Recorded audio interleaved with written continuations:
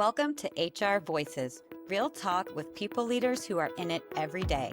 We get into the messy stuff, the challenges that keep them up at night, and how they're actually fixing them. No corporate fluff, just smart conversations for people who care about people. HR Voices is brought to you by All Voices, the platform that cuts hours of manual HR work with step-by-step workflows and AI to assist with investigations, performance improvement, accommodations, leave requests, and more, so you can get back to the human side of HR. Welcome to HR Voices. I'm your host, Emily Finnick, and today I get to talk with Todd Cunningham, the Chief People Officer at AvidXchange. Welcome, Todd. Thank you for being here. Thanks, Emily. It's great to be here. Yeah. So, Todd, AvidXchange is a fintech company, and you help other businesses automate invoices, payment processing. Can you give us a little bit more context on the business, your role as CPO, and the people that work at AvidXchange? Yeah, sure. Be happy to. We were locally founded by Michael Prager back in 2000, actually. And it was just a startup that has become this rocket ship that now about 500 million in revenue. We have, mostly U.S. customers, but we're also North American based. And we basically help companies transform how they pay their bills and how they manage their bills. And believe it or not, it's a lot of work for companies to do in their accounts payables departments. And so we help them through our technology. Tell me about the people that work at AvidXchange. Are you guys all in an office? Are you distributed? What's the makeup there? Yeah, so we are headquartered here in Charlotte, North Carolina. We did have some offices in other sites across the U.S., but over the years and through COVID, we've kind of centralized here in Charlotte. 40% of our workforce is remote and non-Charlotte. And the rest are right here in our beautiful headquarters in Uptown Charlotte. And so we come into work Tuesday, Wednesday, Thursday. We encourage Monday, Friday as well, and we get a fair amount that do. But we're definitely kind of a high energy, fast paced, love to be kind of around one another. We talk about collisions a lot. We like to think that if you're going to be in the workplace, you're going to have a chance to grow and be part of decisions just because of the natural collisions that occur in hallways that maybe you don't get to experience remotely. That's right. The only person I'm colliding with is my dog. So he's got good ideas. Um, well, as we're thinking about next year and thinking about your workforce, what is the biggest challenge that the people who work at AvidXchange that you're supporting? What's sort of the biggest challenge that they're facing as we roll into the new year? You know what? What I believe and see every day is it's this extended period of uncertainty that we are in. If you pick any domain to evaluate that, geopolitical issues around the world, local, state, federal, government issues, inflation concerns, just on any level, we've been in this period of uncertainty that just kind of has lingered more. I've been through a lot of ups and downs of cycles. This one's lingered. And so the question is, well, yeah, I get that, but why does that have anything to do with work or AvidXchange? And to me, I find that the best way to think about how something impacts the workplace is to first think about it outside of the workplace. So here's what I mean. So uh, I'll just speak for myself, but I hope our listeners can relate to this. In this extended period of uncertainty, there's no doubt. I mean, I've found myself to be more cautious on some of my bigger decisions financially or otherwise with my family. I find myself frustrated at times. And, unfortunately, a neighbor of mine just got caught up in some downsizing, and it impacts the way I think, my mood sometimes, the decisions I make.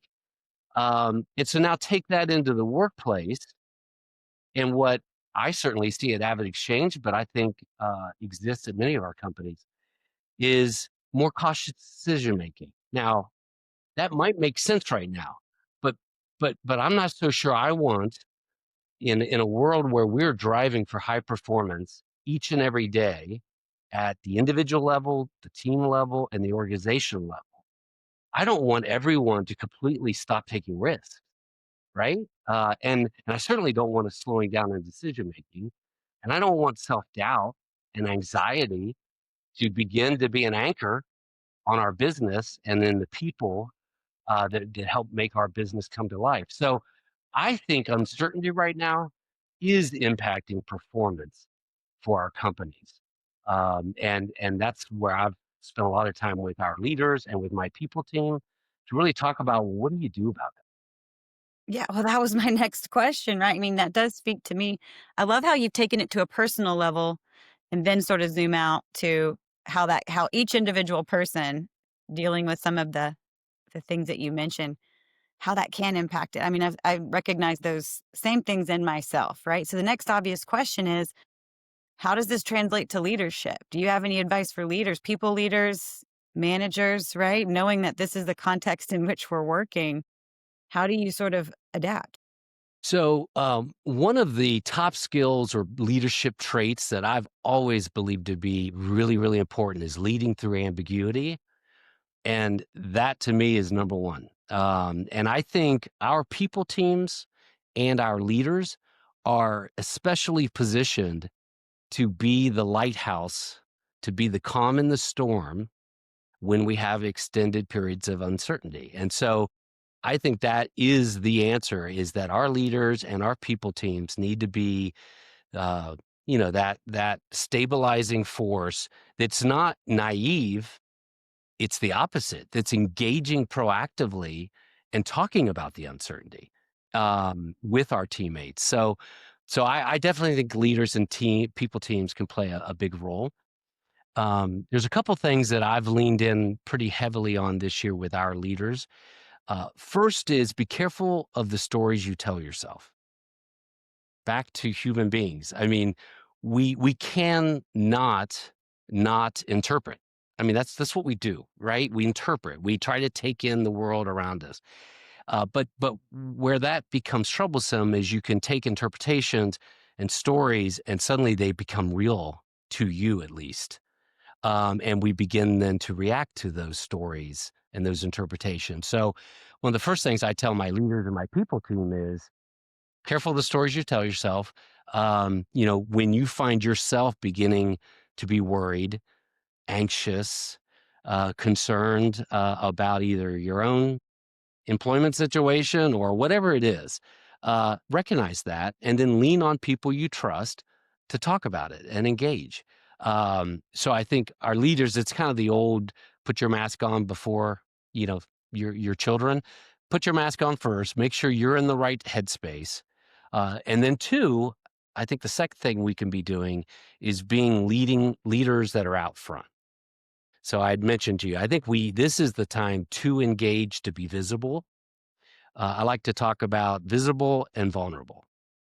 And so teammates won't come naturally, for the most part, and just share some of these anxieties and concerns. We all like to come across as we've got it all handled and we're fine. So I encourage our leaders and our people teammates to get out, spend time engaging, be real, share your own uncertainties, and then invite others to kind of step into that too. And let's just talk about what we all know to be true. But then let's talk about how we can acknowledge it, but not let it control us or change us in who we're trying to be each and every day. I love that. I saw a keynote speaker at Transform, I think back in March, who said that good leadership is that balance between, the reality, like paint don't sugarcoat things. You have to describe the reality of the business, the reality of the context in which the business runs, right? But also if it's if it's you have to balance that with hope and you have to balance that, like you said, with 100%. vulnerability and compassion and empathy. And so And I think that's the third part of my message to our leaders is this is the time to then remind people what are the priorities for the year? Where are we against them? Why are they important? And how can each of our teams lean into that? So let's to your point, let's make sure people remember what is the focus and why, and Mhm. get after that. Um, I really think if my hypothesis is right, and because human beings are human beings and we're dealing with this uncertainty, and by definition that can distract our performance, then that means this is an incredible chance for, in our case, AvidXchange, to leapfrog our competition who may not be leaning in on this topic as much as we are. So this is an opportunity to actually, from a business standpoint, outperform and distance ourselves from our competition. Yeah, I love that perspective. Um, the next question I have for you is, I'm curious. Things are. You mentioned a lot of the things that are changing. Another thing that's changing we haven't talked about yet is technology. Um, Another one of those things that we can't really control. It seems to be moving really, really fast. The velocity can be overwhelming at times, right? How are you guys navigating that at Avid Exchange? You have you're in the office. You have a lot of. You're a fintech company. Technology is at the core of what you do, right? How's that impacting your workforce? Yeah, so we're leaning in pretty heavy on artificial intelligence. You can't have this conversation about the future and technology without talking about AI. And so we're definitely leaning in on it. But actually, the angle we're taking is that you have to embrace it. You have to be curious about it, and there is no doubt. I mean, I'm blown away by not just the capability of AI, but what we've all, those of us that embraced it, what it's already doing. I mean, if this is what's occurring in the first year or two of companies really starting to explore with it, holy cow, what can it look like 5 years from now? But our angle is to acknowledge that. But here's kind of the angle we've been embracing, and that is there's a fair amount of chatter and I think reasonable concern about, does AI replace the human connection? Will AI replace human resources? Will AI replace, all these things that can once again contribute to anxiety and those kinds of things? I believe strongly that it actually is going to reinforce the human connection, and I'm already seeing it. So what we're seeing at AvidXchange is a couple quick examples. Last year, we had about 40,000 job applications for the jobs that were open at our company. This year to date, it's more than 2x. We're approaching 100,000 job applications year to date. Now, why does that matter? Well, first of all, the reason it's occurring is because we all now know that all you got to do is tell AI to apply, first of all, create a resume for you, and then just go apply to every job that AI can find on the internet around the country.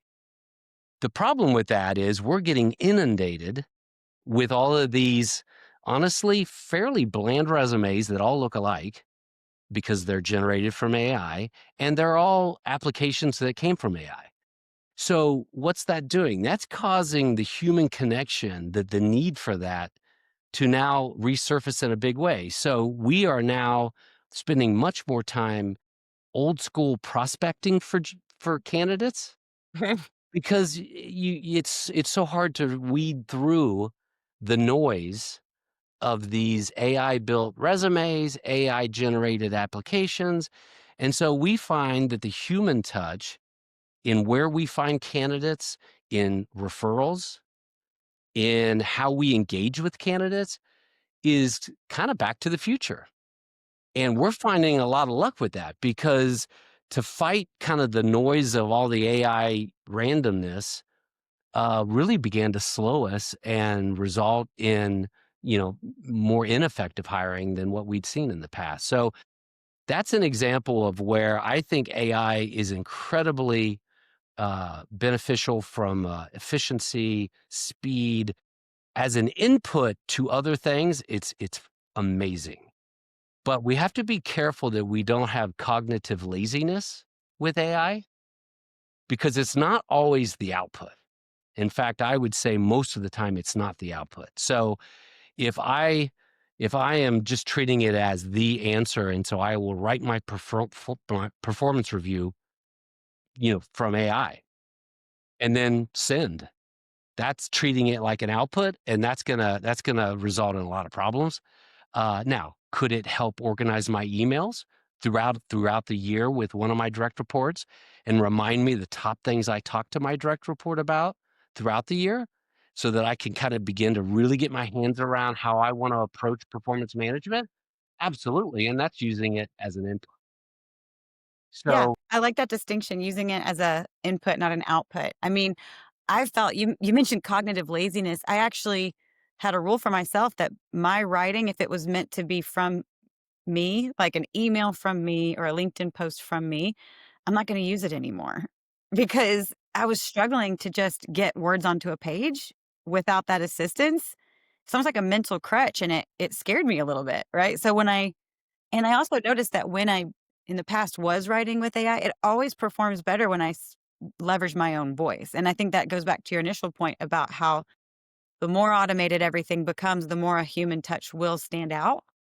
A human voice, a human experience. that's right. Hopefully, we'll be able to recognize that a little bit better. 100%. Mhm. And so what we're really focused on here at AvidXchange when it comes to our people strategy is several things. I think I would encourage our listeners to be at the table setting the business strategy of AI.